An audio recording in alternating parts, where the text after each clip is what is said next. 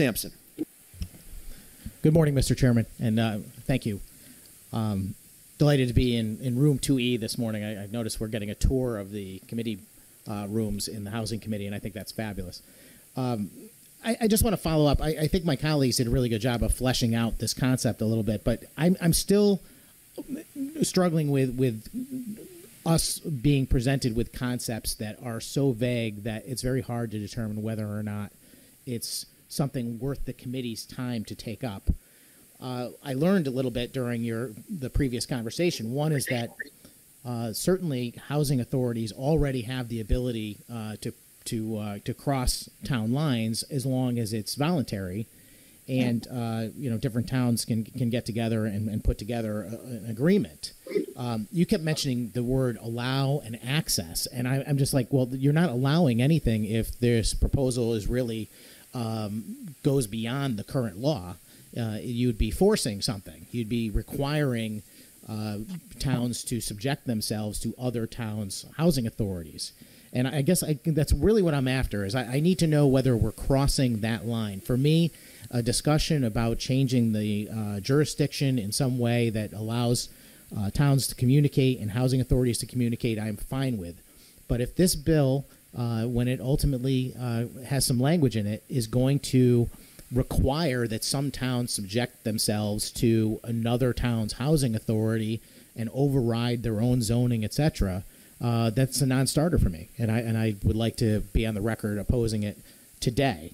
So can you tell me that, Mr. Chairman, whether or not we're creating a requirement for towns to allow, as you put it, other housing authorities to tell them what to do without being able to have their own sovereign decision making? Recording in progress. 2, 3, 5.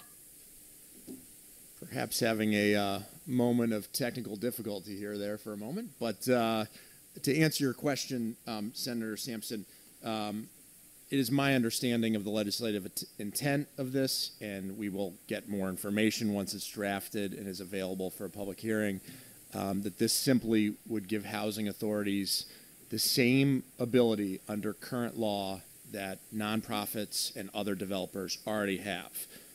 So it doesn't create special powers for them, to my knowledge, beyond what a nonprofit can already do and beyond what a private developer can do. I appreciate that answer, but maybe you could be a little bit more specific about what exactly nonprofits and private developers can do that housing authorities currently cannot. Senator, I think that is something we can discuss once we see the drafting, but as a matter of process, we've got to have it drafted first, and we can't draft it unless we raise it as a concept today. So look forward to that discussion with you moving forward. Thank you, Mr. Chairman. This, in some ways, it feels much like the last meeting where we had the same issue, which is that for me, concepts don't come from thin air, and this is not a subject matter hearing that's being raised. We're raising a concept to be drafted, as you just suggested. And if we're going to do that, we need to know what's going to be drafted. Now, I understand that the point is to get us to a public hearing and have input to, make a determination of, what the details of the bill might say. You mentioned the devil's in the details. Well, I'm not looking for the details. I'm looking for the basic, most simple explanation of what this title is supposed to do for us. And we've had a lot of discussion so far, and yet it's still not clear for me what exactly we're trying to achieve. If it's like the previous bills that have gone through this committee, those bills were intended to require small municipalities to subject themselves to the will of out-of-town housing authorities. And I don't believe that is good policy. And I'm going to assume that that's what this title is here for, because I don't have anything that tells me otherwise. And I do know that housing authorities already have the ability to regionalize permissibly. If Hamden and New Haven, for example, want to come to an agreement on their own, there is absolutely nothing stopping them in the current law.